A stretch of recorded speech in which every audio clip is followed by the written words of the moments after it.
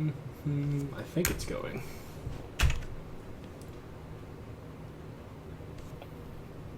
Trying to get it to. Yeah, I'm reading black screen. Yeah, it's going. You good? Yeah. Yeah, we're good. All right. Okay. Excuse me. Before we do that. 4, 3, 2, 1. Hello, and welcome to the Barcast, where the bar gets a little lower every week. And Priest isn't here, so I have to be just as shitty as he is. Have I lowered my standards enough, Milk? Uh, uh, uh, uh. I like Cadence, even though she's trash. How's that? You have our usual barcasters here tonight. I'm a non-pencil, and there's Milk, Hi. enigmatic otaku, I'm the bar.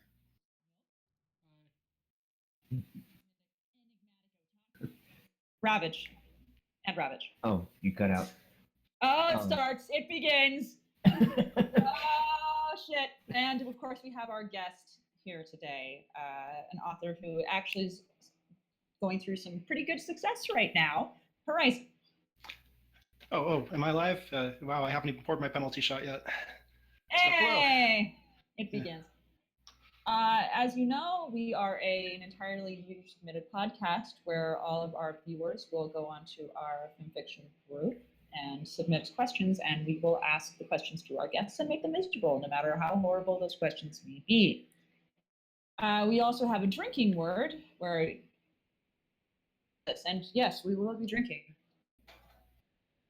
And the drinking word of the day is changeling. So whenever you hear our guests say changeling, we all drink together because that's the kind of camaraderie we share. I'll also be keeping a slight chat today, but because I'll be asking some questions because Priest is a shit and he's in Chicago being even more shit because Blackhawks suck. I'm gonna have to take over, so y'all are fucked. I'm sorry. If I cut out, I'll have to pass it off to Milk or, God forbid, Enigma. So, because I don't care about our standard questions, I guess we're gonna jump right in. Oh yeah, right? Sometimes we have standard questions like, oh, well, I know one of them off the top of my head. What got you into the fandom? A role-playing game, actually. I got dragged into a My Little Pony play-by-post RPG, basically.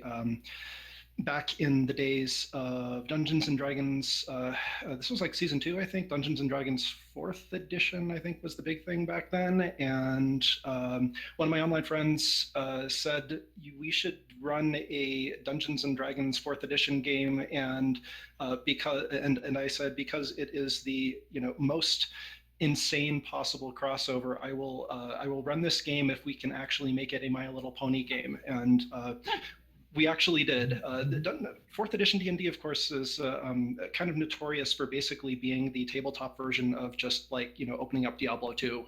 It's basically all combat all the time, and that is very much not a pony thing. And yet somehow it managed to work, and it sort of got me stuck here for good. Oh, that's actually not a bad way to get into things. Oh wait, I'm sorry. Should I have ended by saying all right? Because that's what Priest does every time. All right. Yeah. Damn, all right. So the other question I can remember from our standard list is really basic. Why don't you give us a little introduction of what you do for the fandom now and who you are? Well, people just tuning in might recognize my name from the feature box, where the story that I just released is currently sitting up top. But the main thing that I'm actually known for is working with the Royal Canterlot Library, royalcanterlotlibrary.net, or the fanfiction site posts, where we do a one interview per week.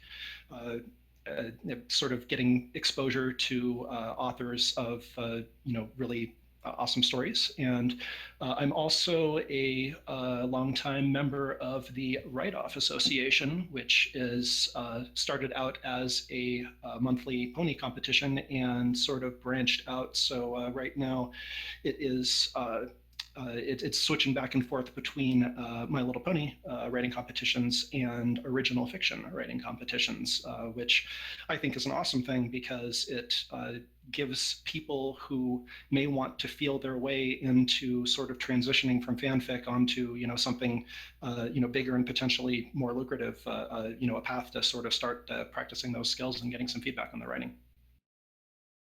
And I think that's a really good thing to point out. And can anyone just join this group?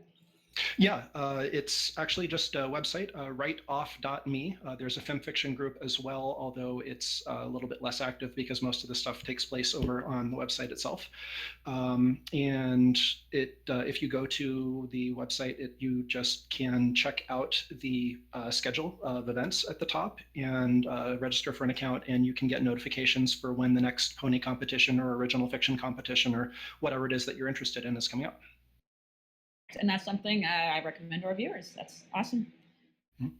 And I think we'll start with a question from the chat, actually.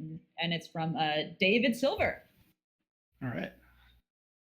And the question is, are you a planned writer or a discovery writer? In the sense, do you plan things out in advance or do things kind of happen spontaneously? Well, it's a good question because I think that's one of the major divisions that you see between fan fiction writers and actually Bad Horse, I think, recently put up a fairly interesting blog post about that. Although I'd have to go and double check for that to try and drop a link in. But as far as me personally, I consider myself more on the seat of pants sort of the spectrum, but I definitely see that as a spectrum.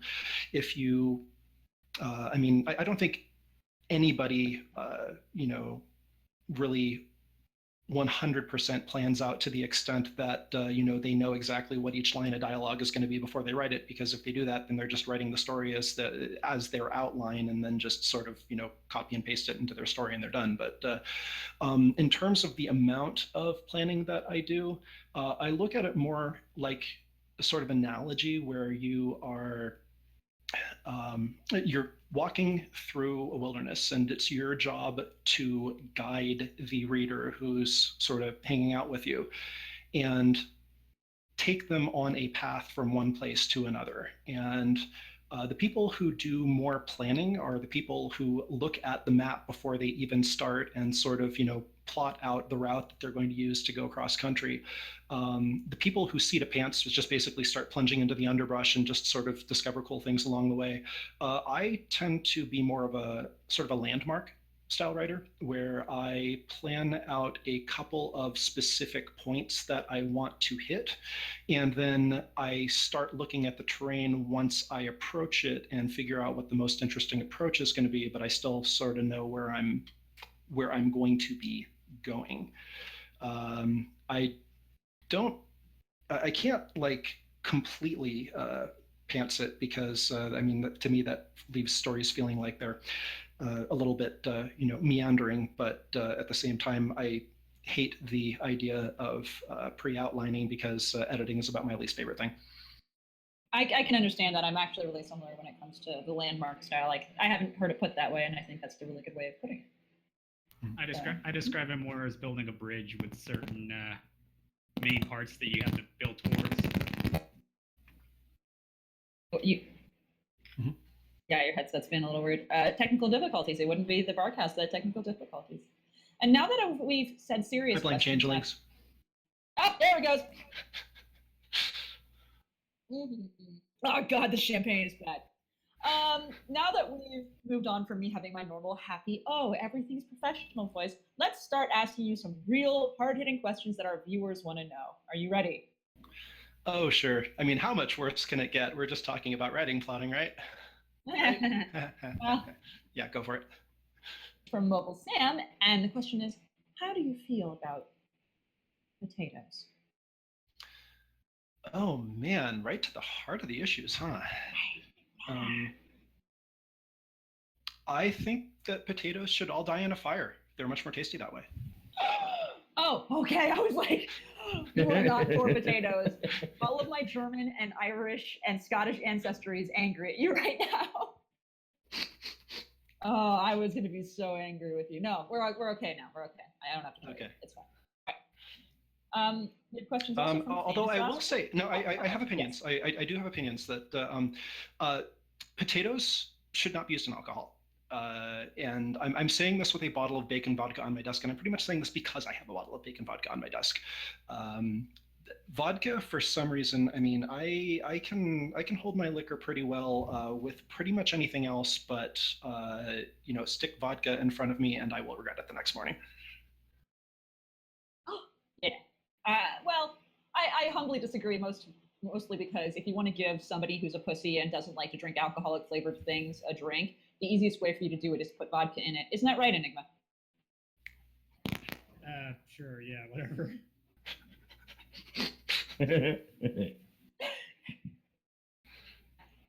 Poor Babby. So, man, I was getting all ready to disagree, and now you're just saying that vodka's a pussy drink, and I guess that actually speaks more highly of me. I can't really argue with that, can I? No, I think vodka's a pussy drink. It's that simple. Unless you're drinking like the good strong actual from Russia stuff with a Russian, in which case you just nod your head and you say "da" and you drink. So. Yeah. Exactly. We have a question from the chat for everyone in the Barcast, and I think it's an appropriate one. Oh, You God. see a small, cute changeling wanting a hug. Do you hug it or run from it? Or a guest first. So, for those of you who didn't hear the question, you see a small, cute changeling. What was that? I can't even see this text in the chat. How are you? Small, cute changeling wanting a hug. Would you hug it or run from it? Yeah. So, what would people do with the changeling? Where's the option where you get to run it over with your car? I will cut you. I will absolutely cut you. What the fuck? Try wiping that off with the windshield. I wouldn't want to. You want to know why? Because I wouldn't hit a changeling with my fucking car. I'd hit that, but not with a car. Okay? Jeez. God. I'd hug it. So there. What about you guys?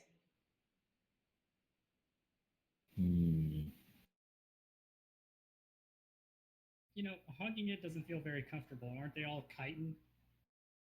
Unless you're saying it right. Enigma, if it had tits, would you hug it? Chitin tits. I've never thought of this before. Rav, would you hug it? No. Yeah, well, chitin tits. I would say the jiggle physics on that is going to be a lot simpler than usual. I mean, it's like a mannequin. It's like ye old Lara Croft tits. The really old ones. Yeah. Oh, God. All right. Well, and of course, Horizon, would you hug it? Oh, I'm sorry. Do I have to answer this? I was just taking notes. Don't mind me. Which one of you were the? Which ones of you were the loves again? Yeah, the hugs again. And milk. No one else. Okay. Well, you're the ones that get to hang out with me in the secret happy place after the podcast. Woo! I thought you said, wait. That sounds. Yeah. Yeah. As for me, clearly the correct answer is to run from it because changelings are dangerous, and yeah. But if you're gonna do that, hug it first. Just hedge your bets. So basically, if you fell into the gorilla pit, you'd hug the gorilla before it mauls you to death. Sure. Wouldn't you? First, you have to sign language at it. Please don't kill me and cross your fingers. What? Don't cross your fingers. That means something else in sign language. Fuck. Questions from famous last words. How's that sound? Oh God, am I silent again? Fuck. No, I can hear you. That is good. Asks, what would you say is your biggest creative influence in writing? Is it other fics, music, movies? What?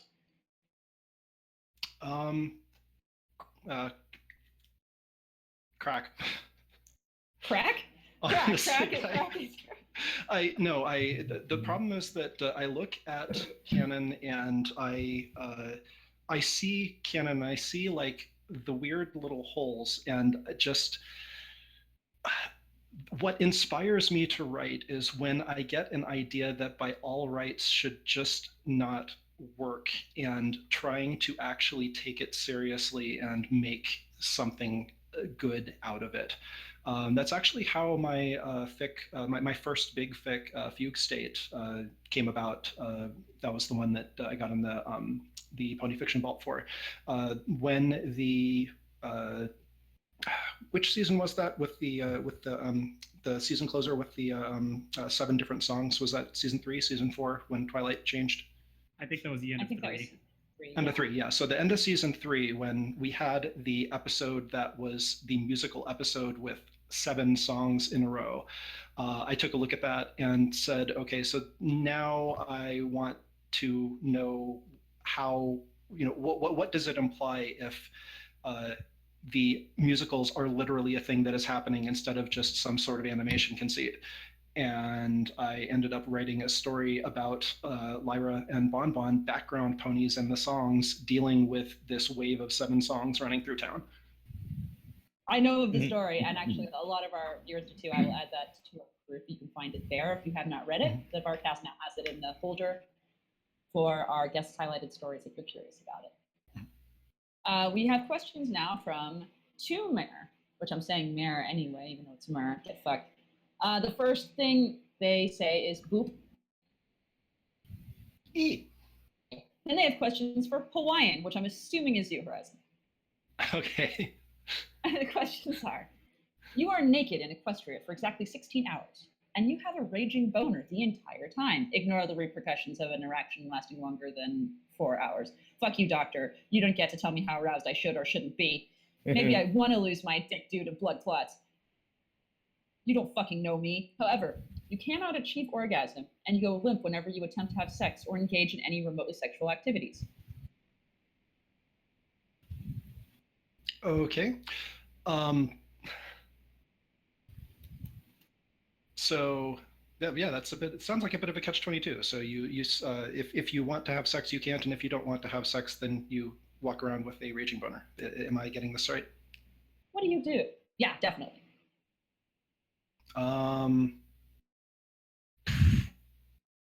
I think the best way to split the difference is to find a lot of ponies who want to have sex and give them, blowjobs or cunnilingus, and then just 16 hours later, go home and have the longest possible masturbation session, and try and get it all out of your system. I think I'm missing the other. I'm all about the practicality. So The first thing I would naturally do is go to Rarities and get it a hat. Same. Like a little cock hat. Yeah, like a little World War II helmet. Oh no! I gotta get it, but like a bright, colorful pimp hat, and like have Rarity dress it up. Definitely, maybe get a coat to match or something. You could tell the ponies that how high it's standing represents status in your culture. Ponies, like emotionally and mentally too. You could totally do that. I should probably move on from this question though. Is there any story that you regret writing or posting? Man, that would imply that I like post stories that I regret. Yeah, I know. The thing is that I'm kind of my own worst enemy. I have this inner editor that just like strangles me every time I try to do something without quality standards. And this may seem strange to people who look at some of my troll fics, but I mean, even those go through several reading passes, and I make it the best damn troll fic that I can. So I mean, by the time that I've actually decided to post something, I'm light years past the regret stage, honestly. Honestly, the thing that I regret the most is not getting a lot of my stories posted that have been really well received over in the write-offs, and I look at them and say, there are like 5 things that I need to fix, and I sit down and start pulling them apart for editing, and then I end up losing my attention, and they never end up going anywhere. I have like a graveyard of stories on my hard drive that I just need to start going through one by one. I'm pretty sure that I'm going to get murdered by at least 6 different people at BronyCon if I don't have Time Enough for Love posted by then, because it just recently passed its 1 year anniversary, 1 year non-posting versary. Oh, wow. When you're at BronyCon, you'll have to come say hi. I will be trouncing around like an idiot in costumes, so that'll be fun. Awesome. Yeah, I am going to be at BronyCon. I will be on a panel about making the transition from writing pony fiction to writing original fiction. Augie Dog and Book Player and I will be rolling through that, and then for most of the rest of the time, I'm probably going to be hanging out in Quills and Sofas. Yeah, keep an eye open for pictures of Fluttershy vomiting, and you'll know I've been there. All right. Questions? Oh, so would you have a threesome? If you could have a threesome with any 2 ponies, which of Flurry Heart's holes would you fuck while double fisting Pumpkin Cake? I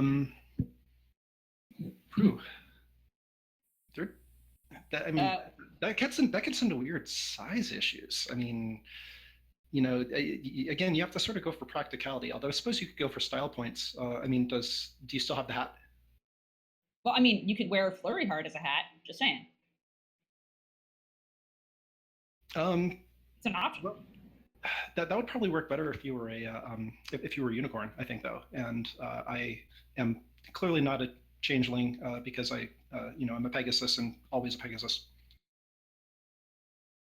Thank you for that. I think that's a fair answer. Of course, Flurry Heart is garbage. We all know this. That's fine. Oh, actually, wait a second. What is this, like actual Flurry Heart or like aged up Flurry Heart? Because then that makes a pretty significant difference. Knowing the person who posted it, I'm fairly certain the assumption is that they're babies because we all have sex with fillies. Okay, so this is a terrible pony question then. Okay, so I stand by my answer. Which, by the way, I meant you could wear a Flurry Heart as a dick hat. Just that's what I was. Okay. Okay. So, on that sexual note, would you rather suck Tree Hugger's dick or get fucked by Rarity's dick? Oh, I'm a switch, Rarity. I'm pretty sure Tree Hugger never bathes, so. Ready for that snappy answer. There's that too, yeah. Also, Rarity. It's all natural, man. Jesus. I'm going to move on. Oh, to everyone. Excuse me. Let me say it right.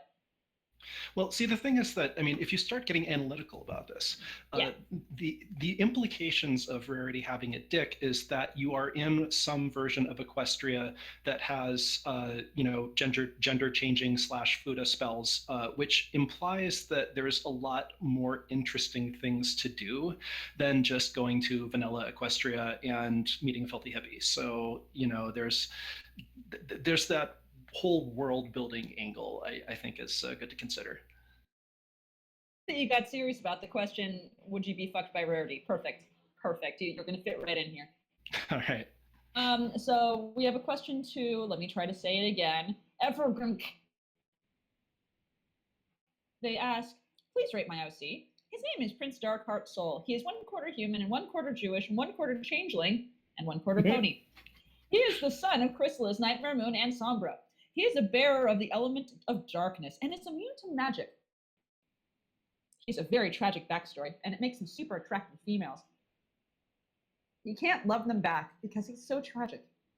The Rainbow Dash. And I'm going to post a picture of him behind the counter. There you go. Okay, well, I'm right now going to tell you I think that is a 1 out of 10 because it's not Shadowblade. Nice try. Like if all of the mayors that Shadowblade impregnated gave birth at once and the babies did a fusion dance, this is what it is. I think maybe we ought to be gentle here. There may be the possibility for some bonus points just based on the mod main style. I mean, that's actually a fairly edgy OC choice. I think that's a mod main style, though. I'm pretty sure that's the depressed Pinkie Pie main mixed with a Rarity main. It's also limestone and a little bit of marble. Also, the person forgot to mention that this is like 1/4 flurry heart, because look at the size of those wings. So what is the rating, guys? I've given a 1 out of 10. What do you guys got? A half? 2 out of 10. 1 and 2. What else we got? Wow, milk. Oh, milk. It's because you'd fuck it, right? Damn it. A half. A half out of 10. And our guest, Yeah. what would you say? Well, I don't know. I feel like I sort of have an obligation to be the nicest pony in the room, so I'll go 4.1. Oh, wow, that's the Price is Right shit right there. Good job. Yeah. Milk, if you stick your dick in that, your magic is gonna get AIDS.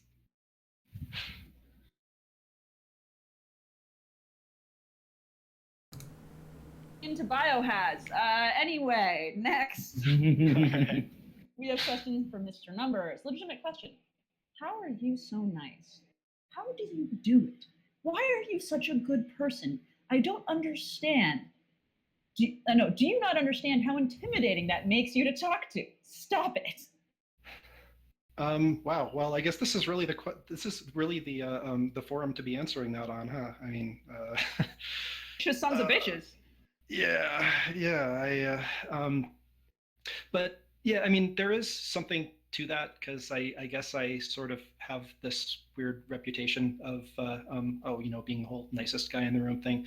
It is completely not a ruse to get people to feed me their love, because why would I do that? That's totally a changeling thing.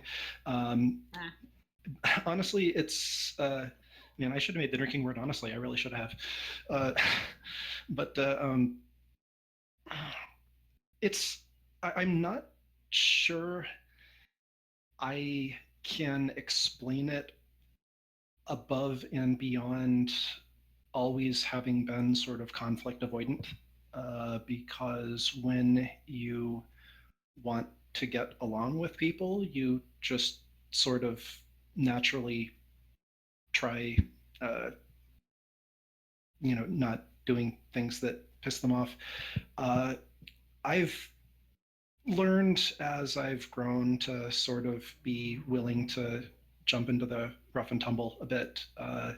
It's been an interesting growth process, but I mean, I am honestly far more introverted than any of my social appearances would make people actually think.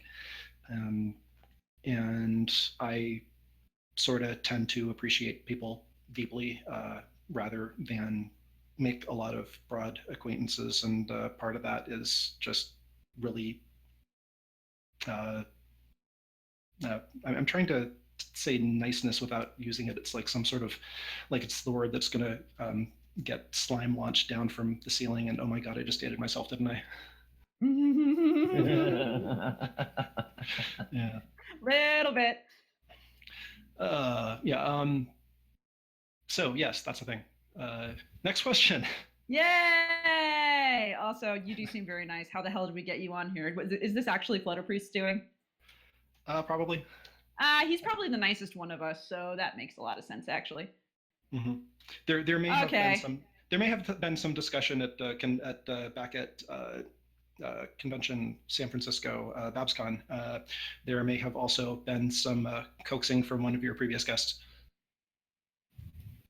Who did it? I gotta know. Was it me? Was I drunk? Did that happen?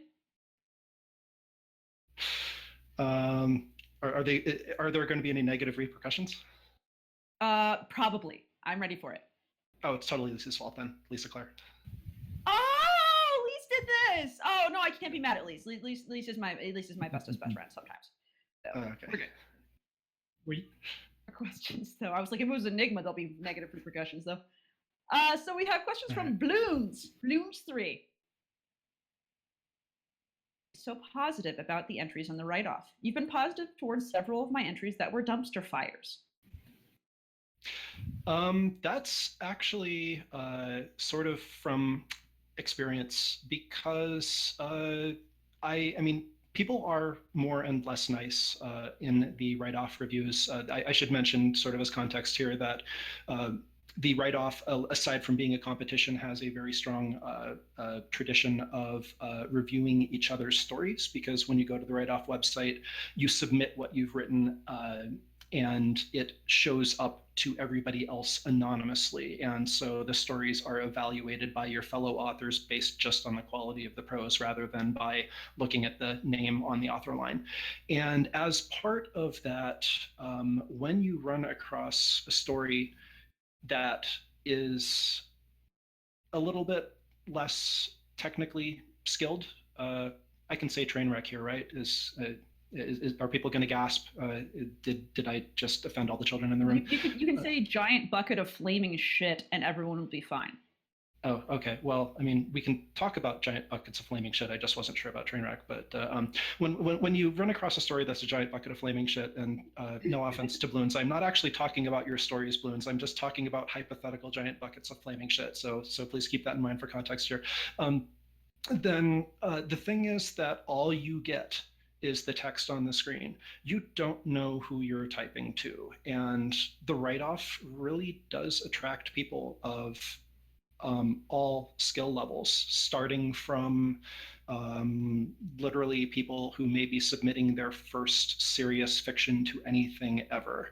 And there actually was a write-off round where the knives came out a little bit more, and I said some unkind things about a story that in my judgment at the time, was being submitted as a troll fiction, and it wasn't. It was actually somebody's first story, and I got word after the competition, sort of privately, that the person who had gotten the feedback, and it wasn't just me, but I said, this is a troll fic, please, don't submit troll fics to the competition, or something similar to that. I actually, said that. I got word back from that, the person who wrote that was kind of crushed, and I might have, participated in sort of causing them to veer away from writing in a serious capacity for a very long time, if ever. And that's not the person I want to be.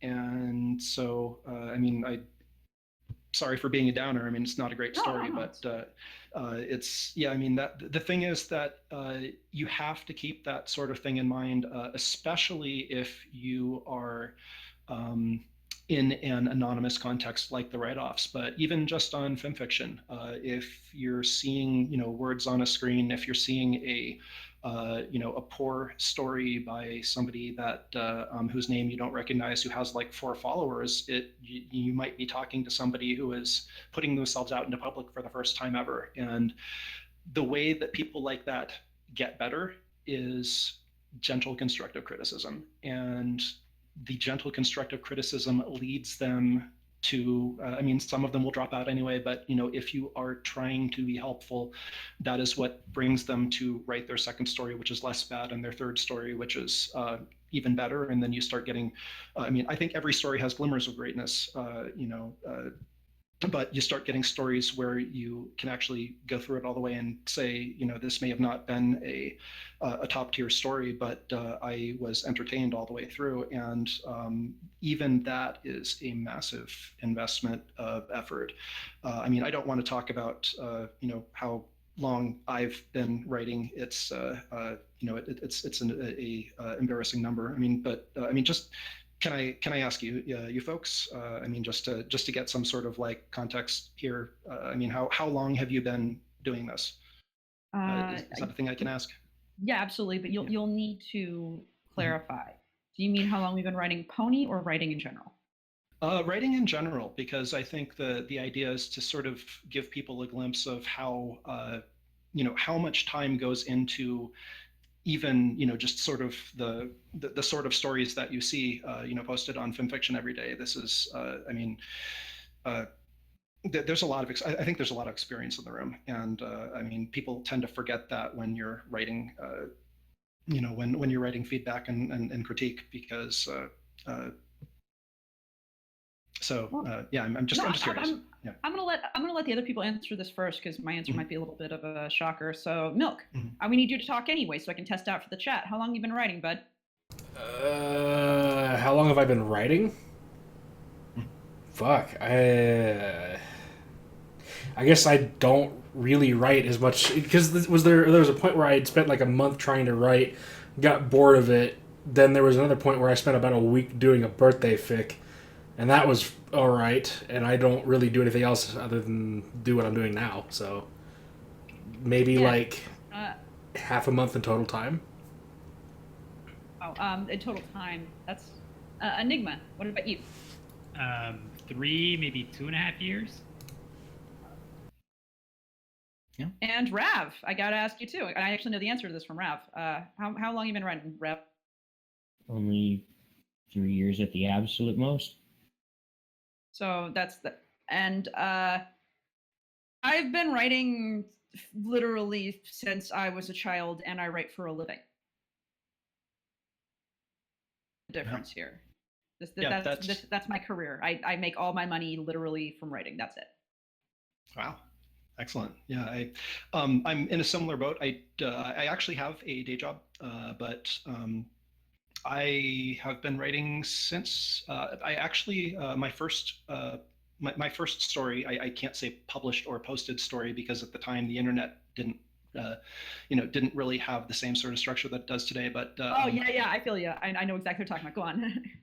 But the first story that I wrote was at the tender age of 11. It was called Sir Lucky and the Dragon. I had to make it public, so that is something that I feel obligated to share the link. But if people want to see the sort of things that Young Horizon did compared to the sort of material that I'm putting into the feature box today.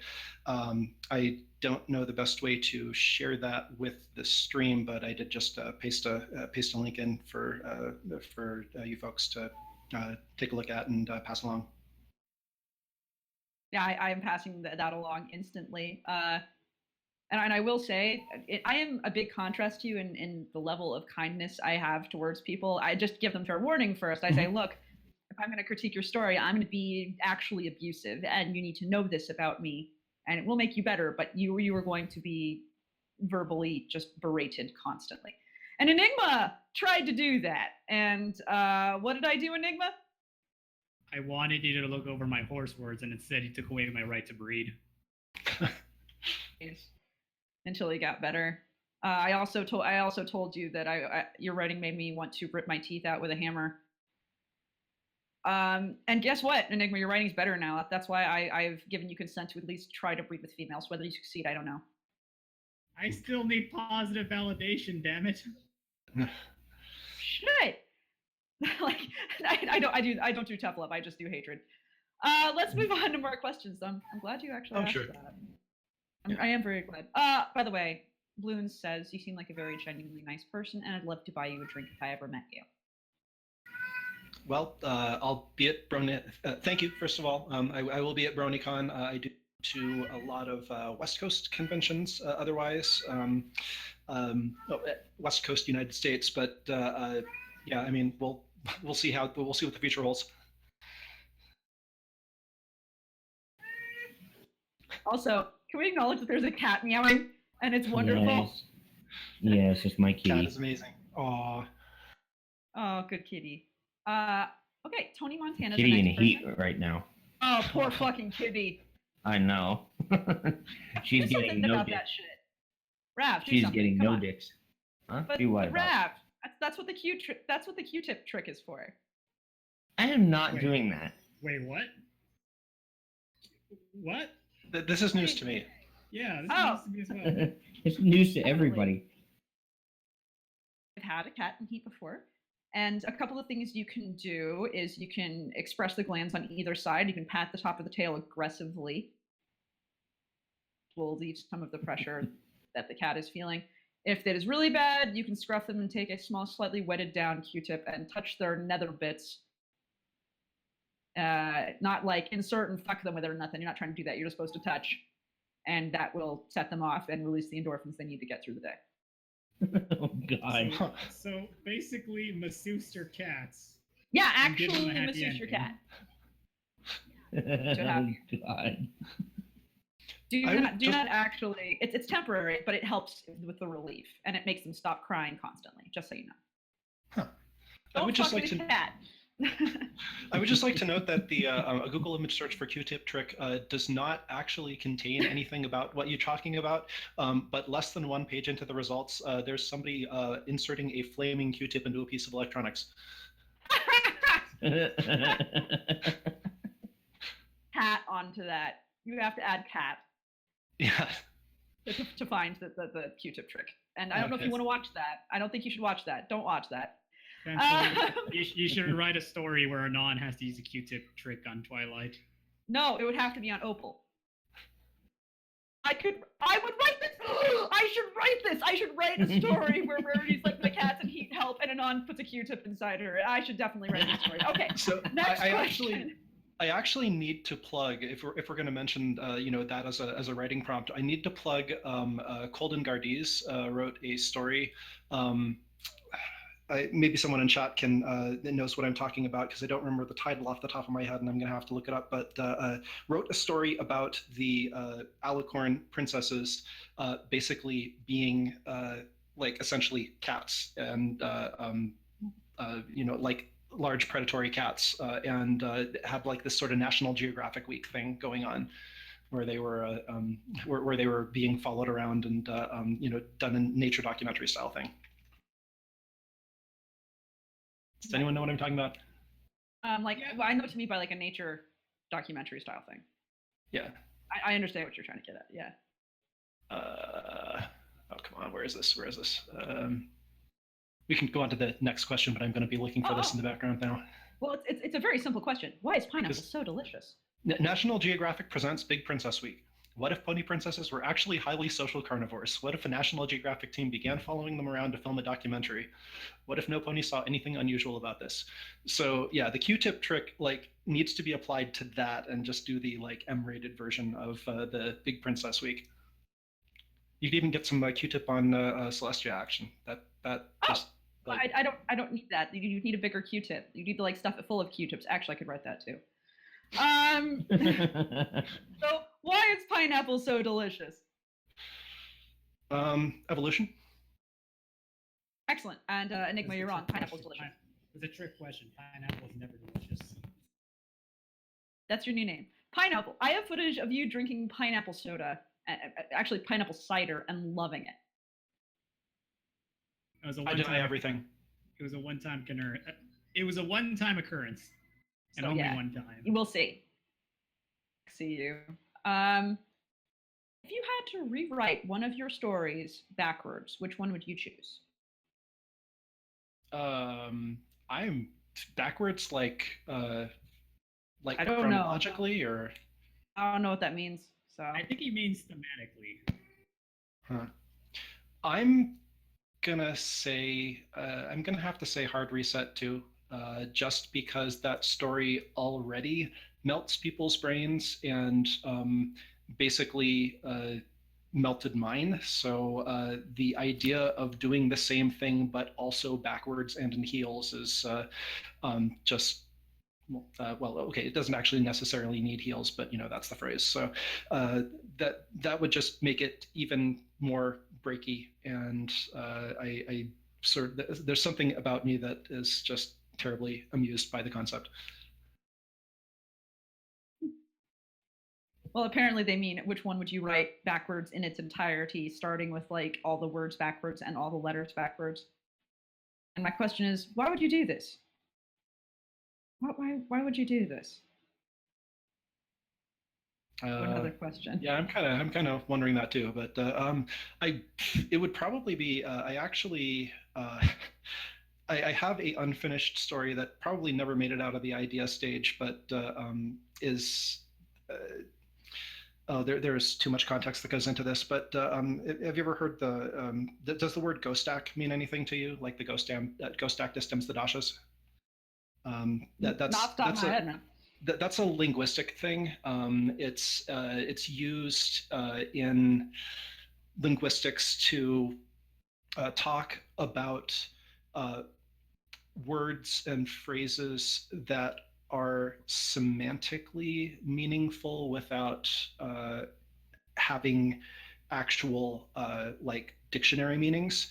And I was experimenting with writing a story where the language was done in that way, where you kind of knew it was a pony story from context and occasional names like Twilight and Celestia, but it didn't actually make sense in coherent English. It would be completely unpostable on FimFiction, but I suppose if you flipped it around, it would really not lose anything. Well, we're going to move on to another question. I know I'm watching the clock a little bit here, and I'm loving sure. the meandering, but I need to make sure we get a little farther in before I start getting really tipsy and don't care anymore. If you could erase any and all memories of one of your stories from existence, would you do it? Of one of my stories from existence?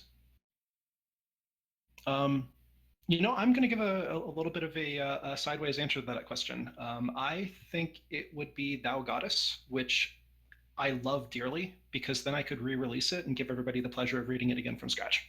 Yeah. Oh, I see. That's actually nice. God damn, how do you be so nice? Shit. Mhm. Well, that night again, that sort of gets back to the regret things, because the answer that people are expecting is like, yes, there's this story I regret, and I wish to have people not know about it, but those are the stories that I don't release in the first place. So. Well, here's an interesting question then. Are any All right. of your stories sad? Are any stories that you were sad to finish? Huh. Typically, I think my writing process is, I get to the end of a story that I'm finishing, and it's relief because I can just sort of push it out and unload it from my mind space. I'm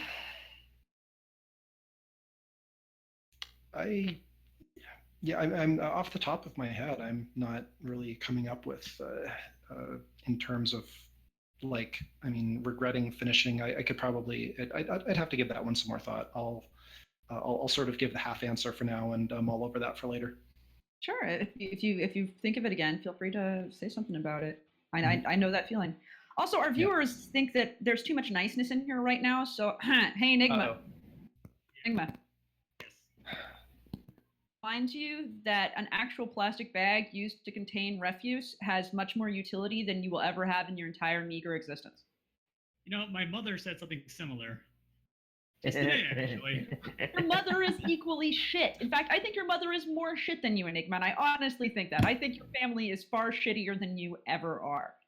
So This is like a Yo Mama's joke gone sideways. I hope that your bag of refuse self is relocated to another dumpster sometime soon. Okay?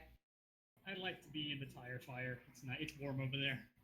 Be there than at home. So that's my nice way of saying get fucked. Let's move on to another question. I must be contagious. I mean, you're even being nice about saying getting fucked. Oh, fucking shit. I think my niceness rivals yours because I just take things. So Enigma just bends over and is like, what are we doing? What are we doing here, Pencil Coon? I'm like, just bend over, kid. I was going to ask, do I need to take a niceness penalty shot? I mean, I do have that shot of bacon vodka. Yes. Oh, I want to hear you take a shot of this. I want to hear you take a shot of this bacon vodka. This wouldn't be the first time I do occasional drunk writings, and the bacon vodka figures prominently in the last one I did, which is why I haven't done have not done a drunk writing in like 6 months or a year. But yep, shot of bacon vodka. Do it. Do it. The changelings can't drink vodka. It's like chugging down Raid. Feel like death? Death would be a blessing. Perfect. No, it feels like bacon is the worst part, because bacon is supposed to be some sort of like awesome transcendental like meat experience, but this is not bacon. It is bacon, and it's bad, and that's the worst part about it, is that it's ruining bacon. Oh no, honey, nothing can ruin bacon. Nothing. Is the vodka Being greasy or? No, nothing from bacon. It is too pure for this world. It's just that Okay. simple. Yeah. Well, I'll have to ship you the rest of my bacon vodka then. That's okay. If I have soaked pepperoni in vodka in order to do my alcoholic pizza, and then I drank the vodka afterwards, and that tasted like death, but the after flavor was lovely. So I can give it that. We have questions for Priest from Light Shrine, and because Priest's not here, I will answer them for Priest. If I was to wake up as one of the Guess I'll be CMC, who would it be entertained. and why? I would definitely wake up as Scootaloo. And get it over with. And I'm just gonna wait for Milk to be mad at me because I know that he's sitting there seething a little bit.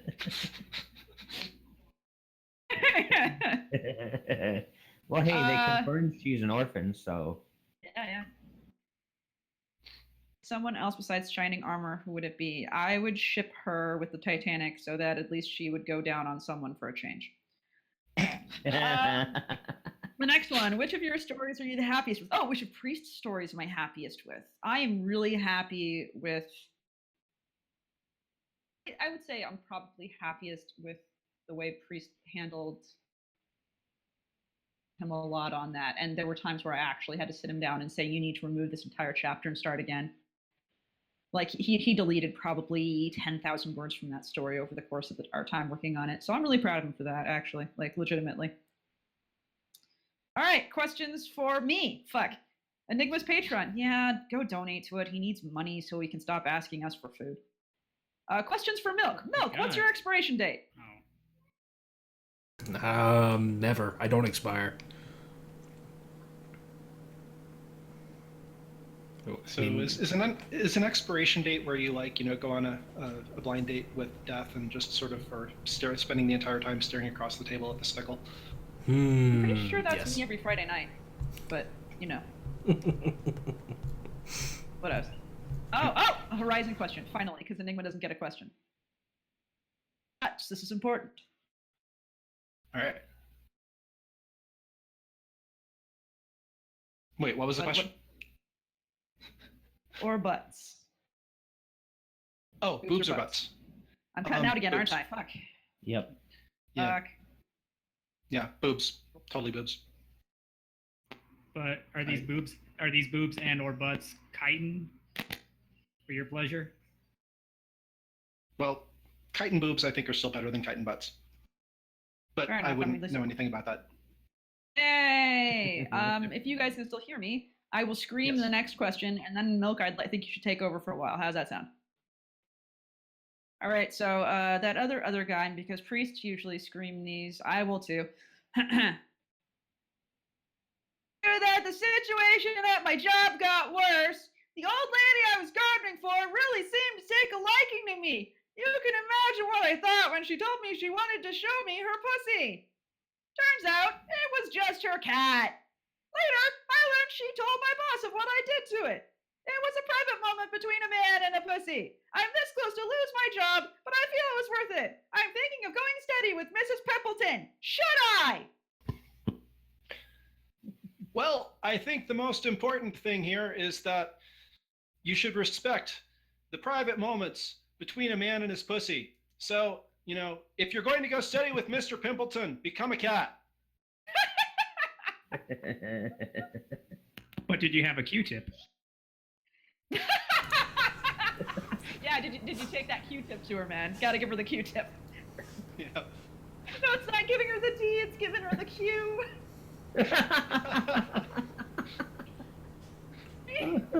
Oh, Milk, please take over. You know how hard, you know how hard it is to listen to this while I've got a cat in heat sitting next to me looking at his thumb? Oh, dear God. Do you need a Q-tip? So we're just shipping Q-tips to everybody, right? I feel like at our bar where we host this Barcast, instead of having a jar of toothpicks, we have a jar of Q-tips. We definitely do. Ew. Absolutely. Lewd. That should be put into the art for the cover art for the Barcast. Oh no, you're definitely right. It should. Next round of Alright, pictures, go we'll for get it. We'll turn it into a bar next time. Yeah. Oh, so I gotta read now? Fuck. Yeah, you gotta read because I'm cutting out too much. My mic needs a break. You know, this is like the first time I'd actually read questions to somebody. That's not true. You read questions to me. Oh, that's right. Huh. Go figure. So, next question from the other guy. One thing I've noticed from reading fanfics here is that more often than not, less than one dislike for 10 likes means that the story will be good. How do you do to have such good ratings? Okay. I'm actually going to say that I am not the person to ask for this because for the fact that I get so many upvotes, the best story in terms of like, people do the story rankings, like my story is number 37 or whatever because it has 1 billion upvotes and only 2 downs. My best story is in the high triple digits. I have never cracked the top 100 stories on FimFiction. And I write stories that people like, but I get probably a better upvote to downvote ratio than usual, but I don't get the really top stuff. I can tell you though, the way to get that super top stuff, like you go to the top stories and you see the top 10, is to write something which nobody hates, because it is all about avoiding downvotes at that very top level.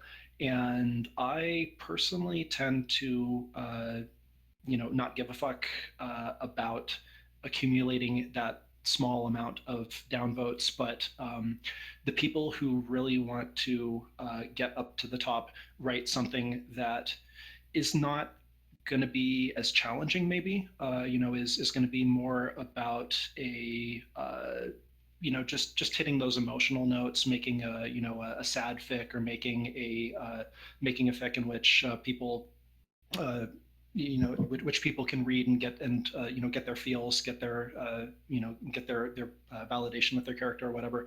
And there's a lot of churn because there's also a little bit of tactical voting that goes in up at the top. But if you are concerned about your upvote to downvote ratio, just speaking as general writing advice, if you're getting what seems to you like a higher number of downvotes, you should try and find out what it is that your readers are reacting to.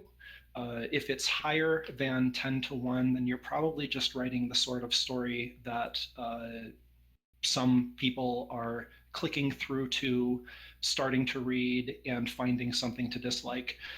If you are trying to get from that 10 to 1 level up to the top, this is more impolitic than I usually get, but you have to sort of make it bland. I frankly, I think that a lot of the stories that are in that top list are a little bit overrated. And wow, that's probably vodka kicking in. Yeah. So basically, like play your audience. Basically, is what you're saying. Yeah, well, if you play to your audience, then you will write stories that make people happy, and then you can get to that ratio. I think honestly, just writing a story which you're reasonably proud of will get you to 10 to 1, as long as you get sufficient readers to start establishing reasonable voting patterns. Anything that comes out of the feature box, for the most part, is going to be close into that 10 to 1 region, and if not, it's probably because a lot of people are reacting strongly to it. If you're worried about little variations in that number, yeah, just write to your audience and try to let it go a little bit more. And if you're trying to get something that's at the top of your game, then write to what people want to read, I guess. I have an alternative tactic. Let me hear it. No one wants to read, and you will weed out everyone who will actively stop reading your stories, except people who are weird like you, and they will upvote everything you write. And then you'll be fine. That is also actually a really smart way to do it. Sequels. Write a sequel and mark it as a sequel to a existing fic, and everybody will treat it like it's carrying the plague, except for people who have read the original. Yep. Everyone you don't want to be your audience. Pick your own audience. You're basically filtering out the people want your stories from the people who don't. The normies. Yeah. You're filtering out the normies. That's my alternative option. But we should move on to a next question. What do you say, Milk? I don't know. I'm pretty sure we can go back and ask that same one again. Please. I'm not that drunk yet. No, see, I was actually going to ask a follow-up question in that terms. What's your opinion on the difference between writing for yourself as an author and writing for your audience?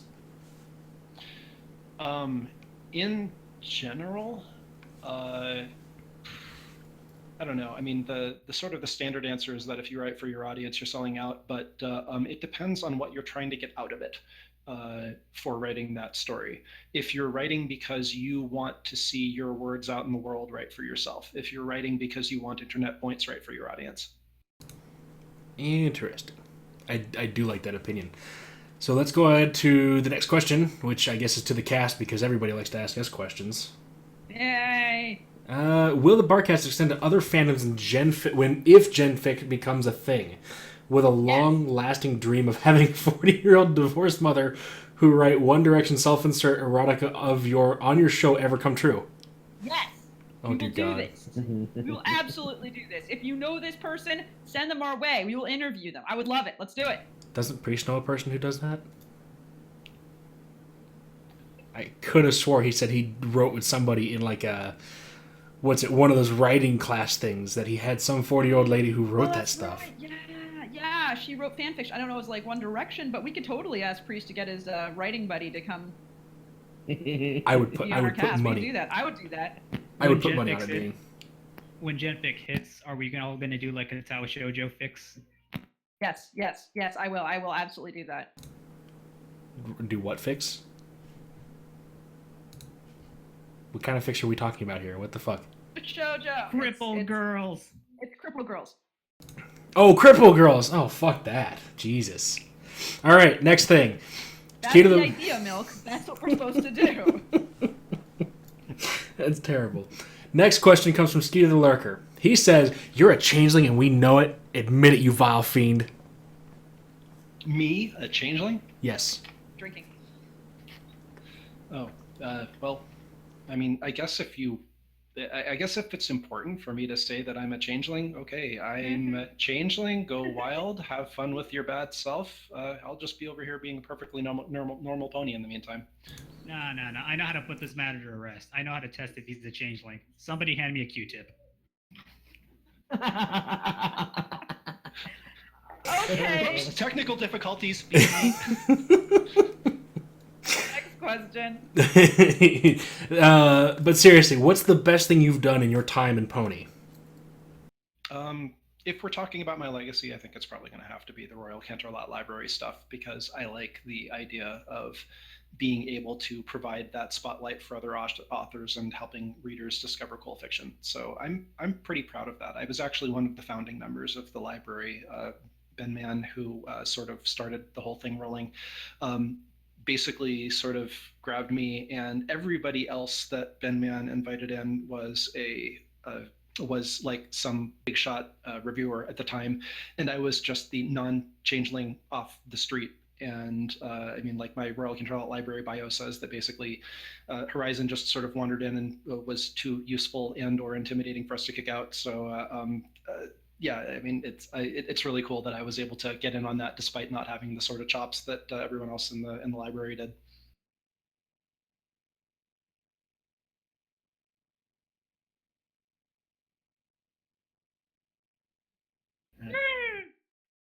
Love him.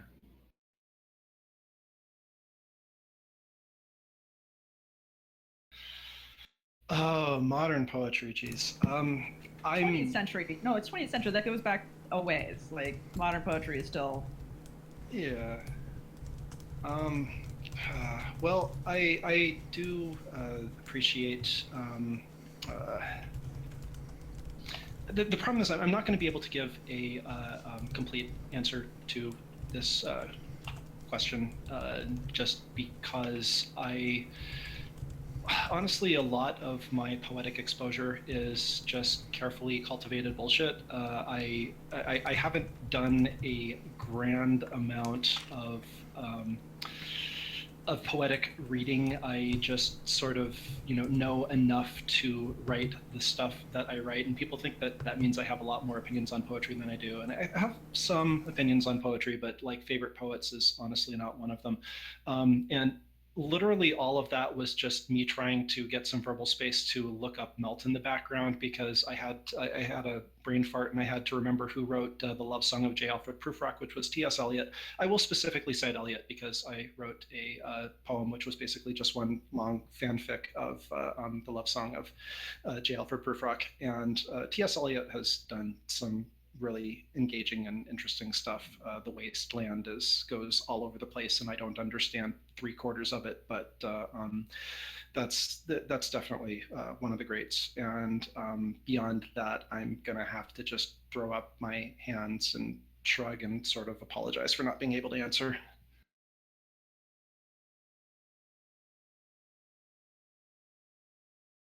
God damn it. Do I have to repeat that whole thing? Okay. There we Okay. go. Now it should work. They're telling me I'm not working on the stream, so I'm sitting here playing with the settings as well as listening in, and I'm trying to match everything up so I'm not behind. Can you guys hear Milk now? If you can hear Milk now, say you can hear Milk, and I'll take note of that.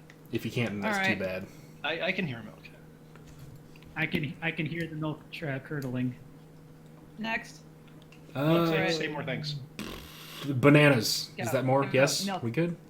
Milk, they can hear you. Ask a That's- question. You have the opportunity to punch one poet square in the teeth. No strings attached. God, I'm sorry. I'm reading, I should have pre-read this one real quick because then I'm now flubbing everything. You have the opportunity to punch one poet square in the teeth. No strings attached. Brass knuckles are allowed. Who do you punch? Man, that's like I'm gonna have to just invoke my niceness on this one. That's like, why would I punch poets? Except, the bad ones. And I don't want to name the bad ones because, naming and shaming is like, I mean, that's the sort of thing that, like, people who aren't nice do or something. No, What? no. What? You said punch Ponus. You said I punch know Ponus. what I said, Yeah, Pencil. I heard Ponuts as well. I just didn't say anything. I know Can what answer I that said. question? Yes, do it! I have the opportunity to punch one ponut square in the teeth because that's one interesting ponut apparently. But yeah. Does Spike count as a pony? Yes. Yes. Oh, Yeah. do you hate Spike? Oh, do you really hate No, Spike? no, I'm gonna punch Spike because he's angling in on my waifu. So right, one in the ponut, and that'll just give him the message to back off. Sometimes I feel like Spike is a self-hating dragon, just like Uncle Ruckus. Yeah. Okay, so next question. What the hell is the point of the William Carlos William poem, This Is Just to Say? Is it literally just about some dude eating someone's breakfast, or is there something else going on? That's the one about the peaches in the icebox, I think. I don't fucking know. I don't know poetry. Okay, well, it was actually linked from the thread, so just for the benefit of our listeners, I will go ahead and read it. This is just to say by William Carlos Williams. I have eaten the plums that were in the icebox, and which you were probably saving for breakfast. Forgive me, they were delicious, so sweet, and so cold. That is the poem. Well, I mean, yes, literally it's about some dude eating someone's breakfast, but I think what's going on is there is an undercurrent of massive, massive fucking PA going on right there. I mean, he eats the plums and then forgive me, and then after forgive me talks about how good they are. Yeah, That that's is some not. right there. Yeah, that is like, I think that's like, screaming that there is some sort of like, an impending fucking divorce in the works or something. This is a plum eating relationship, and I don't know, that there may be some sort of like subtle signal that there are other plums being eaten on the side. So yeah, there's I think that poem's all about the undercurrents, and it's short and it's punchy, which sort of explains its lasting appeal. But there's a lot. I think there's probably a lot more going on there than people give it credit for on first read. You know, I sort of zoned out for a bit there, and all I heard was that there was a poem about a man eating po nuts. God damn it. Okay, we need to move on. We're running low on time, so. Man eating All porn. right. Dear God, Enigma. Clean out your fucking ears. Use those goddamn Q-tips that you have for once. Jesus. Do you need me to ask questions? No? Meow. Maybe. My dog is chewing on plastic. I need to go kick him in the Alright. face real quick here. Then, Okay. really quick. Alright. Fuck, marry, or kill, Metrical Foot Edition. Oh, I want to hear Milk say these words. No, fuck that. Milk. Enigma, read this question. No, Enigma reads this Yes. question. All right. Which one? Patchwork Poltergeist? Fuck, marry, kill, Metrical Foot Edition. Fuck, Mary Kill, Metric Foot Edition, Torchy. I can't even pronounce this. What? That's the idea. Read them. Torchy, Spandex, and Lamb. All right. This is like the one poetic thing that I actually have strong opinions on. Can I still digress on this one, and then we can just sort of burn through some questions later on? Oh yeah, Yeah, we got some rapid fire coming up. So don't worry. Okay. So, as I said, I have opinions. So trochee, I'm going to have to explain this for my opinions to make sense. Trochee is, these are all metrical feet. So they're talking about the rhythm of the stresses that go into a poem. So trochee is when you have a hard first beat followed by a softer second beat. So something like Princess Luna in the Parlor. The famous poem Hiawatha is probably where you've heard that, if you've heard that at all. But it's sort of this. It's sort of this backbeat because I am, which is the third one that was mentioned, is the one that is the traditional sonnet poetry. It starts out soft and then gets louder. Da da da da da da da da. When I consider how my light is spent, etc. So the thing is that I am is used in goddamn everything. I am is the domestic meter. It's the one that you come home and it's changed all the bed sheets and cooked you dinner. I mean, I am as the workhorse. It's the clear Mary. I mean, there's just no other option. Trochee is the fling. You go out and you sort of do something experimental because I am maybe isn't quite up for the sort of things that you want to go for, and you're trying to be faithful, but you just have these urges that I am just doesn't understand, and you go out to the bar and Trochee's always there for you. Damn, way to go, Yeah, man. and Spondy, Spondy's a kill. Spondy is basically the Hulk smash of metrical feet. Who's that YouTuber that got like famous for doing the scream versions of all the pony songs?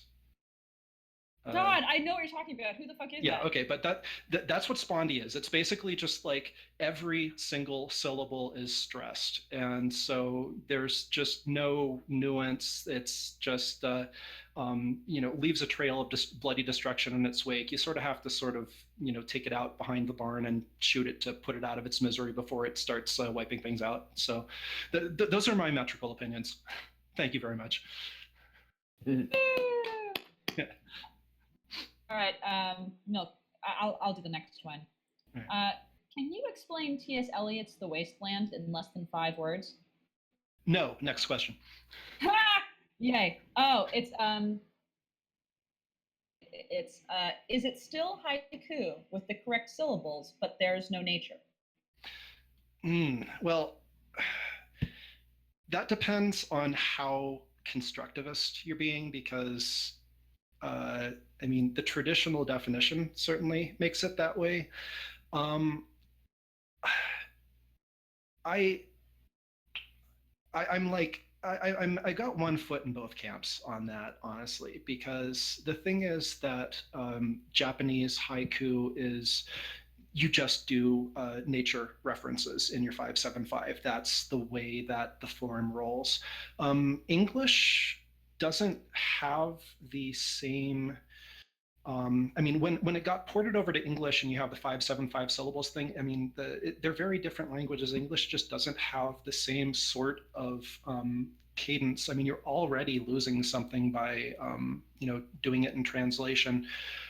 So I guess I'm sort of talking myself into yes, it's still haiku just because the way that it translates over to English just sort of means you're writing a different sort of haiku than what you're doing in the original Japanese in the first place. I mean, that said, an English haiku and a Japanese haiku are very different things. And if you were writing a Japanese haiku, my answer might be different, but I am sadly fairly monolingual.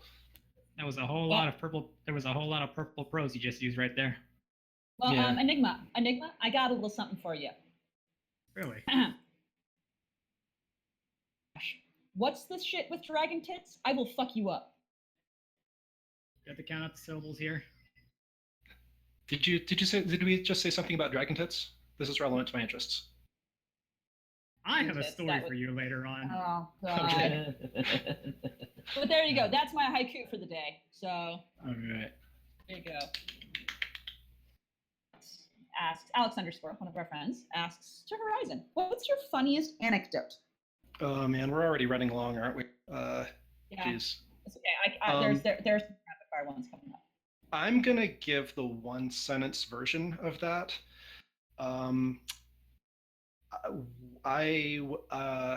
Once upon a time, I was at a furry convention, tripping balls, and I went into the bathroom, looked into the mirror, and saw George W. Bush staring back at me. Yeah. Did he tell you that if you weren't with him, you were against him?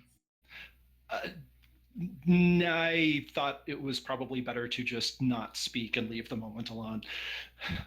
But yeah, that's the one sentence version. Moving on. Perfect. So yeah, that way I can save some, save some for later. Tease people for a second interview later on. Oh, I'd love that. Yeah. What's the best meat to put inside a hot and fresh Enigma Hita?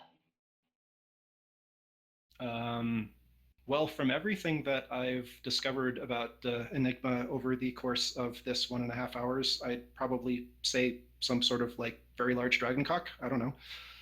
Yes, that is correct. That is absolutely correct. No. Yes, I have put my bad dragon dick in your mouth, and you know it, Enigma. That was a dog. Yes, it was Dragon. from Bad Dragon. But it was from Bad Dragon. Take it, bitch. Story of your time on FimFiction through interpretive dance. What moves would you use to represent different aspects or periods of your stay on the site? Lots of spins, probably. That's my publishing history, is just sort of sitting and spinning in place, and that's I say that sort of with my head in my hands. Not proud of it, but hey, we're being we're bearing it all here. Oh shit! Wow. Continuing Patchwork Poltergeist literary theme. What is your favorite play by Christopher Marlowe? I'm gonna take a penalty shot for not being able to name one. That's bad. All right, moving on. No, penalty shot. Penalty shot. I'm looking for it. You called it. You're the one who asked for it. Mm-hmm. All right. That's going to have to be my last penalty shot of the day, because I am going to have to say hello to my parents after this, and if I go out there stinking drunk, they're gonna be wondering. Son, why do you smell of booze, and why do you have like a fistful of Q-tips in your hand? It has to do with the stray cats outside, and that's all I want to say before invoking the Fifth Amendment. Okay, Kill, Fuck, Marry, Aegean Islands edition. Crete, Rhodes, or Santorini? Let's go. Let's go fuck Santorini. It's just that's the straight up beauty. Is you? I mean, that's all you're really concerned about is, oh my god, this is amazingly. This is an amazingly beautiful island. Let's kill Rhodes. I think the Colossus thing is overplayed, and that sort of leaves Mary Crete by default, which is not great. But that's how these questions go. Okay. Oh, to everyone, I know this is a bit of a vague question. What advice can you give to someone trying to write short and somewhat silly comedy stories? There you go. Escalate. Escalate. Yeah, that's a good one. Yeah. You're going to start out with a premise, and your premise is a single joke. I think one thing that I see novice writers do a lot that makes for a not as great comedy is trying to rely on that single joke that you thought of and meandering through a lot of unfunny stuff to get there. So take your funny joke, put it at the start, and keep powering on from there and just bust through as many walls as you can. Oh, and then end in a pun and make all of your readers angry. Yeah, Same. that works. Okay. Trishtale asks, "Cast are having a wonderful time, but I must ask, what is your guilty pleasure story? And do you like Displaced?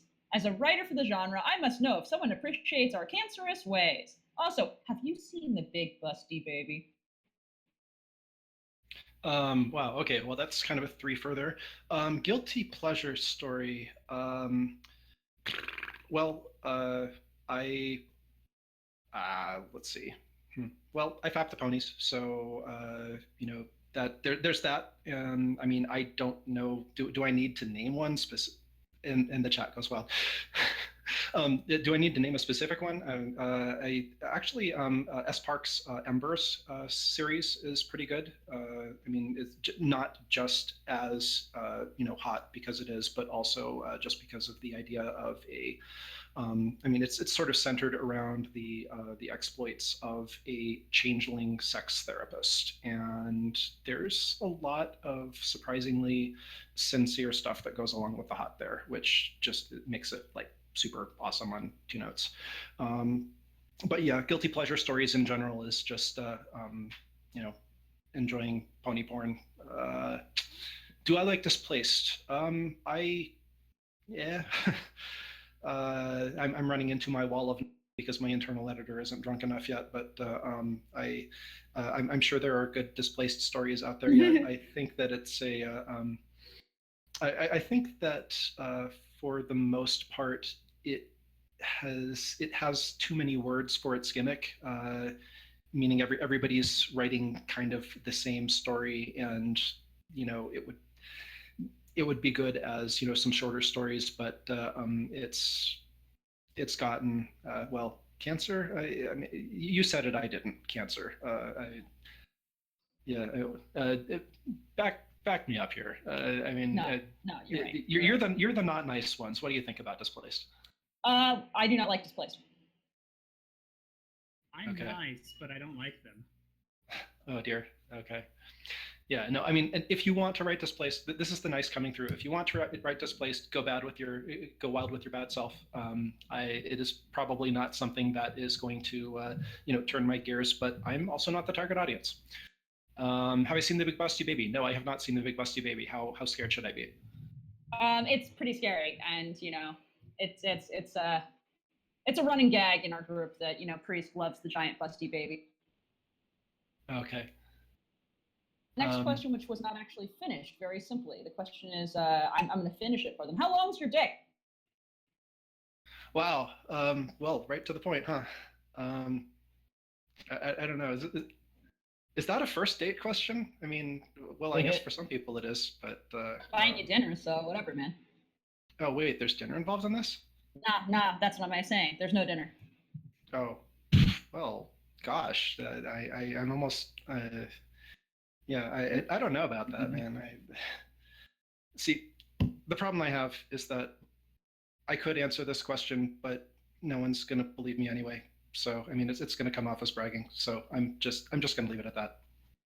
Now it's like, okay, I'll let it go. But now there's curiosity going on here because that's ridiculous. I see what you did there. Oh yeah. Thank you for that. I'll go to Trixie Forrester next. All right. Can you start an angry rant about the evils of fruit and their danger to the environment? Well, fruit. Again, it comes back to evolution. Fruit is evolved to generate interest from animals who eat it and then spread their crap all over the place in order to get the seeds scattered out from where the source plant was to begin with. So when you deal with fruit, you're dealing with plants whose life cycle involves the spreading of shit. And you want to talk about disease vectors. I have had giardia in my life, and that is extremely fucking unpleasant. And the sort of evolutionary problems that lead to the spread of giardia are the ones that are caused by fruit in the first place. Like fruit, huh? Yeah, fuck fruit. Okay. Except, I'm gonna go back. It's super tasty, sorry. but yeah. I missed a question from questions from Horse Voice. So I'm gonna go back. Which authors are the greatest influences on your writing style? I would take a penalty shot for not being able to name any, but I've been compared to Ray Bradbury, and I think that maybe that was once upon a time a subconscious influence because I read a lot of Bradbury as a kid. But I think I appreciate a lot of the same things that Bradbury did, and that early influence probably sort of got me into that mind state where I like having very richly layered stories that sort of meander through a roller coaster range of tones, and that's something that Bradbury is kind of known for. So I'll cite him by name. I read a lot of General Mills, so what does that make me? Serial. Yep. Military. Any advice for someone looking to get a late start in learning to write poetry?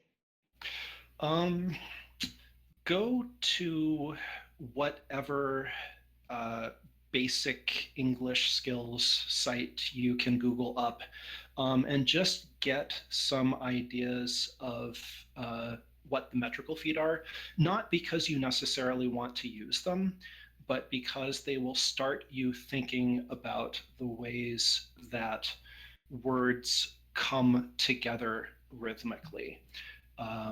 Starting to look at the ways that the stresses of syllables sort of bounce off of each other, and the way that if you get a string of words going where the syllables all line, the stressed syllables all line up, you get this sort of musical effect. And once you start thinking about individual words in those terms of what rhythm they're lending your piece, then you're most of the way to whatever it is you're trying to do with poetry. Hey. Okay. You once asked me if there was a song I would associate you with. So now allow me to ask: is there one you would associate me with? This is Horse Voice. I'm not going to be able to name it off the top of my head, but something, basically whatever song is just like the ultimate apex of heavy metal. Well, I can't help but feel like the tequila song is me. Yeah. No, yours yours. was the Macarena. Are we going to go with Macarena for Horse Voice? Macarena. I don't know. I feel like Horse Voice probably should have known what he was getting into asking that. So yeah, Macarena, I guess. But a very metal Macarena. Who's your favorite out of the Rule 63 main six? Marry, fuck, kill. Specifically the R63 main six. Mm-hmm. Gosh. I haven't actually given that much thought, but I'm off the top of my head, I'm going to go with R63 Fluttershy, just because there's a weird sort of queering that happens there that, Fluttershy's traits aren't ones that are traditionally associated with masculinity, and I think there's a lot of interesting metatextual things to play with there. Well. Yeah. for a lightning round as we go through Sunbro for Life's questions? Oh boy. Okay, let's do it. All right. If you get stuck in Ponyland, what do? Visit the princesses. Have you accepted Skeletor as the master of the universe and into your heart? I'm gonna say no. Friend, how long does it take to find an alien race staring into the inky void of space? 423 years, 2 months, and 6 days. Answer. What is your favorite video game? Probably the Guardian Legend, which again dates me. What is your favorite boss fight? Don't remember the name offhand, but it's definitely going to be in Shadow of the Colossus, the dude with the big sword. What is your favorite character to hate? In Pony or across characters in general? Just says any. It just says any. I'll use my phone a friend. You hate Spike. Okay, Spike. I'll post a link. Would you a thing pony? That's the picture. I feel like I have done even more thing and like. So would you her? Would you her?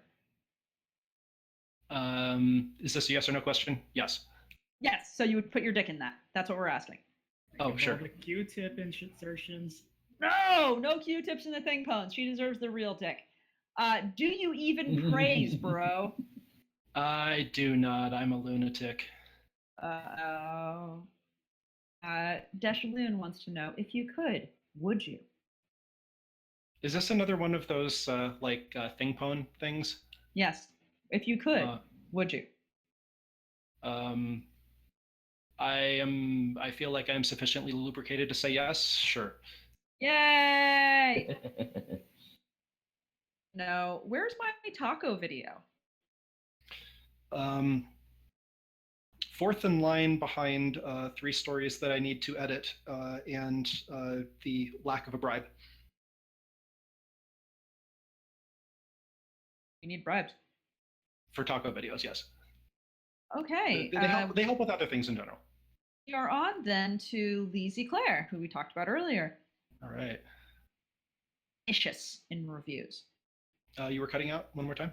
Shit. What makes you get vicious in reviews? People who have the skill to write something better and are doing substandard for them. What is your favorite science fiction book? Oh gosh, there's so many answers. I will go with Alfred Bester's The Star Is My Destination, just because there is some amazing wordplay in it that just like people talking in crossword puzzles that just blows my mind. What is your favorite science fiction movie?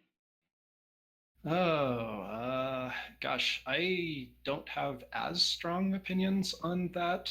So I'm just going to reach for a recent one, which was really good. I'm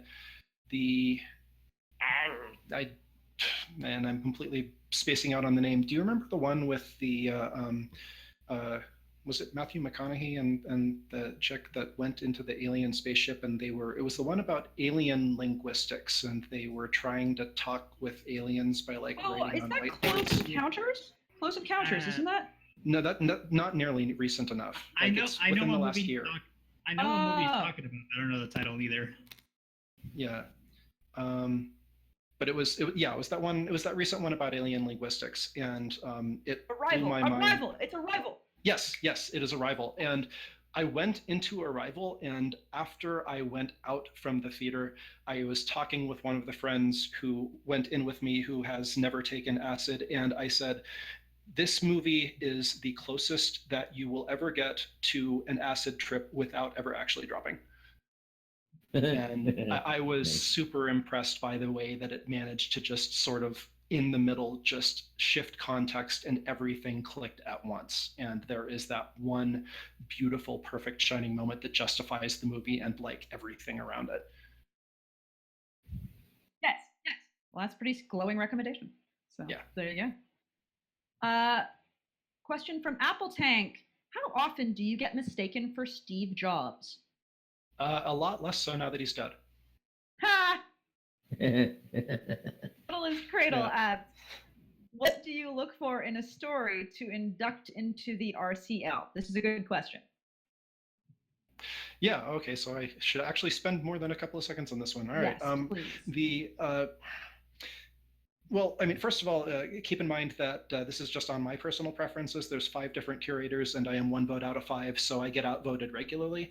But one thing that I specifically really always enjoy is when a story takes daring risks and pulls them off, goes for some sort of completely crazy crack premise, and manages to take it seriously and have all the dots connect, uses an unusual narrative style that then turns around and manages to tell a complete story, something unusual, in other words. I mean, paint by numbers, pony fix, may be written with great skill, but they're not going to turn my head. I also have a personal sort of guilty genre preference for sci-fi, and especially for mystery, which I think is heavily, heavily underwritten in the pony realm, just because the sort of, I mean, it's almost sort of a crossover thing where the sort of readers that read mystery are not necessarily the sort of readers, the sort of viewers that are going to watch My Little Pony. And so if I see a really well executed pony mystery, it just fills me with all the happies. But when I see nominations from other curators come through, what I am looking for, first of all, is a basic level of technical skill, that the story is written solidly, and I just want it to make me feel things. I want the story to accomplish the goals that it sets out for itself, which a lot of the time is entertainment, but many of the sort of stories that the RCL normally features, where we're getting sort of into the literary side of the fanfic market, are stories that are going to be stories that are trying to make a point or illustrate a theme, and for them to do what they set out to do. Well, interestingly enough, that leads to the next question. Mm-hmm. If you could induct any story not currently eligible, mm-hmm.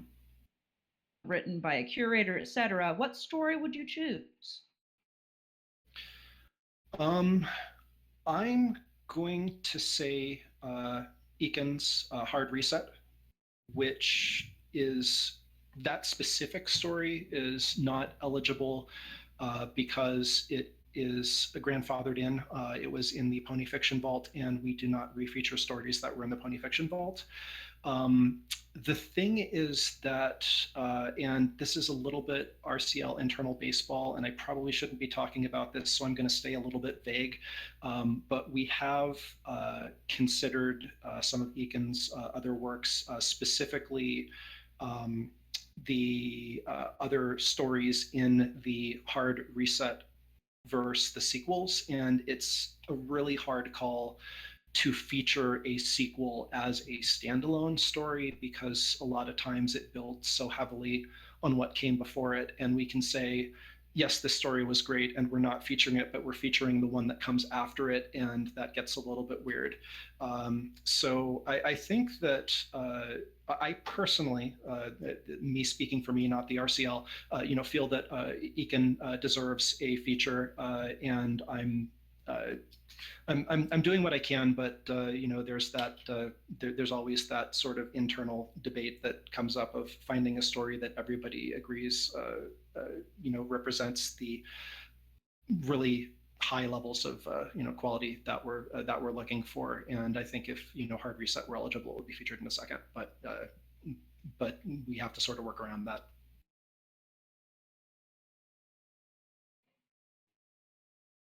So are you still there? Yes. Can you hear me? Yes, my mic did something weird. So now we Okay. have questions with Vylon. I'll do it really quick with my normal little jingle. Just kind of questions with Vylon. We're running low on time, so that's not better. All right. Shining Armor Klopvik. Well, we have previously established that I do fap to ponies, and so I got the sort of enjoyment out of it that I hope that people get out of it as well. So that's kind of the direct answer to the question. I actually am a little bit proud of it because the one Shining Armor Klopvik that is being referred to was a bit of an experiment for me in that I was doing a second person fic being narrated by a first person narrator who is present on the scene, that being Shining Armor. And it's got some very experimental structure, which I feel fairly happy with how I pulled off. Well, good. Fuck yeah. Yeah.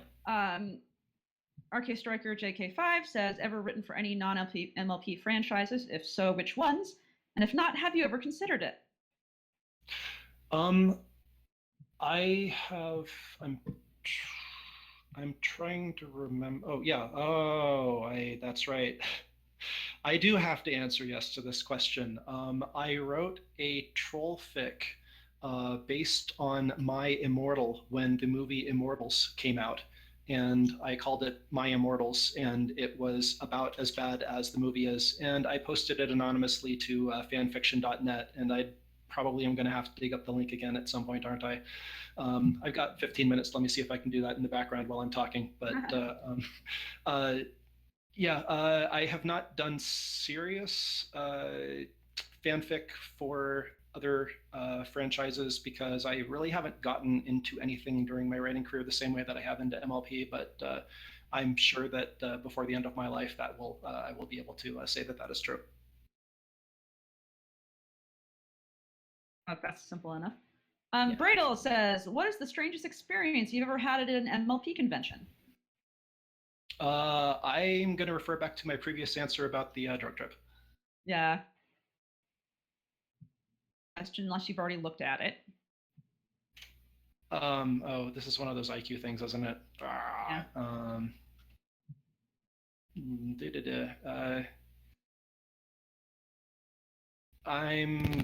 The answer is 42. Yeah. I'm gonna have to go with number 5, but I reserve the right to change my answer if I actually get time to solve this properly. Yeah, I'm pretty sure it's number 5. Yeah, that, I did not. There's think some it was sort of number IQ 5. test thing going on, but what it is it looks like there's basically combinations as you go left to right or top to bottom down the grid. The figures combine in various ways, and so the question is, what is the thing that is the sum of bottom left plus bottom center, which is also happens to be the sum of top right plus right center, and there's some sort of negation going on. I don't want to explain the answer in its entirety because we're on a time budget. I took it in columns, so I got a totally different answer. Okay. All right. Do you have any thoughts? Any thoughts on the Hypatia transracialism controversy? Not off the top of my head. I'm vaguely reminded of that by the. I think I know what that actually is, but not well enough to explain for the benefit of viewers who don't. And so I'm going to say none well formed enough to say even this drunk. And if Bradell wants to know more, we may in fact be meeting later this weekend for a birthday dinner. So I can try and jaw more about that privately. Well, hey, how long can Pele Hantu hide? This is a reference to The Last Dreams of Pony Island, which is a giant, orgy of murder, blood, and thunder about a remote colony of Equestria being destroyed by minotaurs from the jungle. And so the short answer to that one is Palehantu can hide for approximately as long as the city of Pony Island continues to exist, which does not much past the end of the actual piece.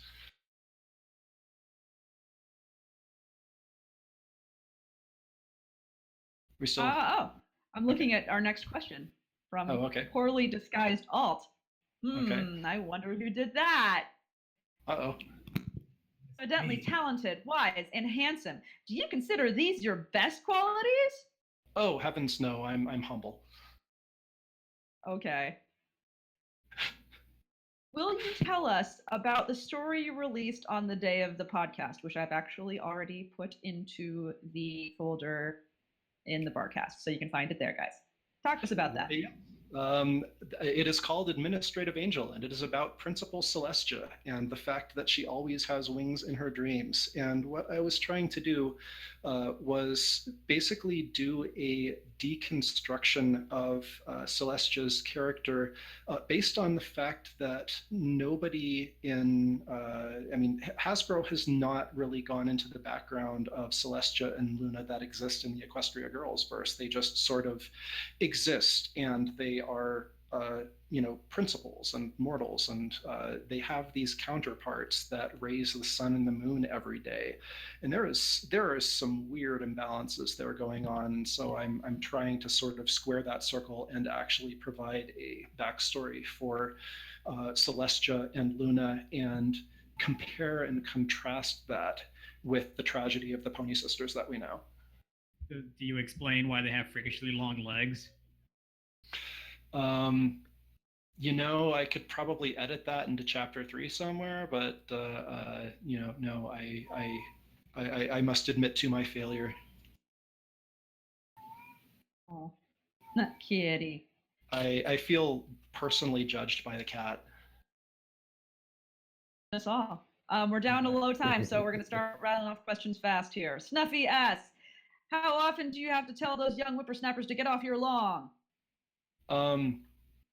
Approximately once every 67 weeks.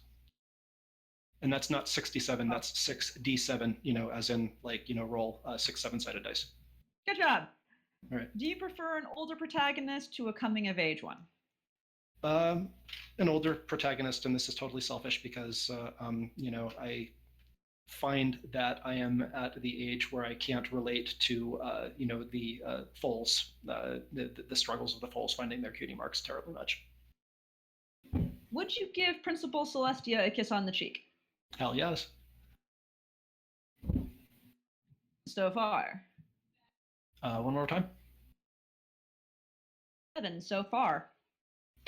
To my great shame, I have only seen a couple of episodes of season 7, and the problem is that I was trying to hold off and do that on the 1 per week American schedule, and everybody else was watching them on the Canadian schedule, and I got a little bit salty about it.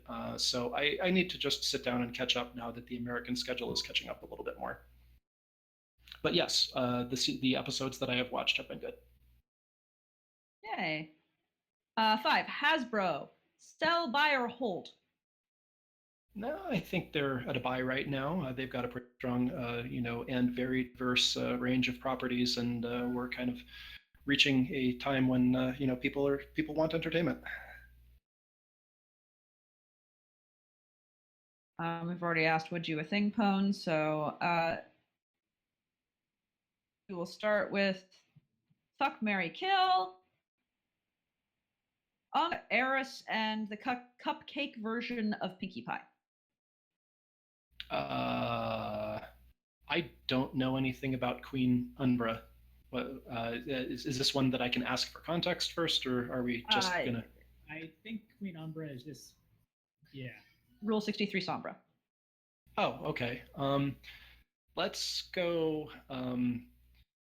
Let's go marry Eris, because fuck is vaguely attractive, but you don't want to stick your dick in crazy. Fuck Umbra, and then kill Cupcake Pinkie Pie. There you go. I think that's wise. Yeah. Would you rather read My Little Dashie that's been rewritten really terribly live, or read Enigma's Emperor Fix and Stella's the Flamin versus Stella story that has been written really badly? Throw me a bone here, Enigma and Flammenwerfer. Just how bad are your stories? Yeah, we're good. We're good.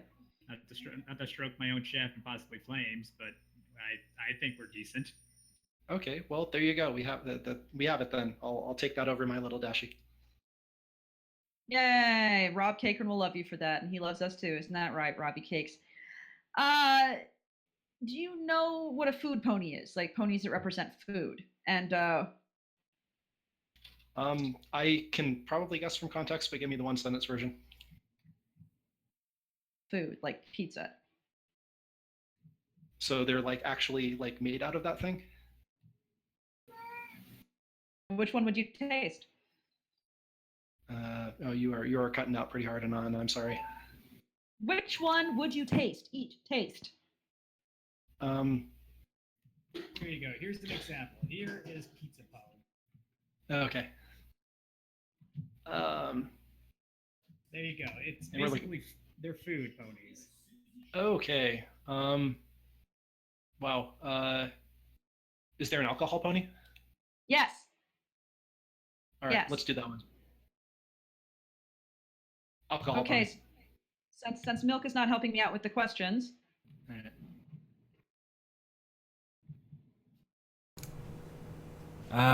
Which one am I reading? Sorry. Pencil. Cyber face on. Oh God, these questions. Which one did we just do? That one, if you want a food pony. Number no, we probably five. did that one. Number 5 by Cyber face on. Number 5. She cuts that right at the end of it. Out of all your appliances, electronics, and household items, what 4 would you change into a living equestria being for you everyday needs? For you everyday needs. For me, everyday needs. Yes. Let's go with a let's go with a bed pony. Actually, no, a bed Flufflepuff. If I get to choose what I'm actually which equestria ponies that equestria beings that I'm actually using. Let's go a computer changeling. I'm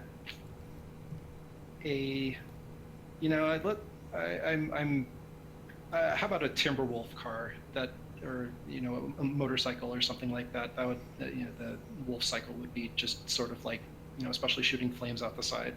You just sort of get the coolness out of it. That would You also be get and like then- a Wi-Fi unicorn who follows you around and gives you internet. Yeah, that would be pretty useful out here. And then let's go something Q-tip. because memes. Yes. Let's see. What food pony or drink pony Daki Makura, I fucking hate that word so goddamn much, would you guys get yourselves if you had the money and were available? I guess which kind of food pony would you put on a pillow and hold it at night? Vodka pone. Not anything greasy, let me fucking tell you. Dr. Pepper phone. Dr. Pepper pillow. Ooh, that's saucy. Let's do. Whoa, okay. What was your one, Horizon? I'll think about that while you're reading out the next question. Okie dokie. Priest isn't here. So Ravage and Otaku, what would you do if you got gender bend and you are like that for a month? That's a fucking stupid question. Oh God. I'd infiltrate the lesbians and join their ranks. Okay. What would you do, Rav? Oh, so many lewd things. So many lewd things. That's terrible. We're skipping this last one because that's kind of a stupid question anyway. Everybody's eating a squirrel and rat. We all do this. That's normal. Mm-hmm. Is having not enough alcohol the worst alcohol problem? Well, drowning in alcohol is pretty bad too. There are sober children in Africa. Is life like a hurricane? Yeah, let's go. Yes. If by hurricane you mean I get blown all the time, then no, it's not. All right. Corrected. Okay, that one was good. Are race cars, lasers, and aeroplanes a duck blur? God, I don't even know what the fuck that means. I think I see where this is going. Yes, they are. Would you solve a mystery or rewrite history? What? Oh, that fucker. He's doing the goddamn DuckTales theme. Son of a bitch! I know it's nothing of you to do. Can I say yes to both? Yes, you can. You know what? Yeah. All right. God damn it. Okay. Yeah, DuckTales was awesome. You know what? I never watched it. Not gonna lie. I tried to rewatch it recently and I couldn't stand it. I prefer the horrific. I prefer the horrific remake of the theme song. A couple of you know exactly what I'm talking about. Who did the horrific remake of the theme song? 3 questions, Milk, 3 questions, go! Fuck. What's your favorite ice cream? Green tea. Ooh, that's a good one. Who's your favorite villain across any fiction or whatever? And would you bang them? Wow. The answer to the second question is yes. We'll just leave it at that. Fair enough. If a changeling drinks every time a changeling says changeling, does it come out of the holes in their changeling legs? The holes are actually for smell, so I guess it depends on whether it's coming out through your nose or not. If you're drinking enough that it's coming out of your nose, you're probably doing something wrong. Booze and nostrils probably don't mix, but I'll give you that one. Yeah.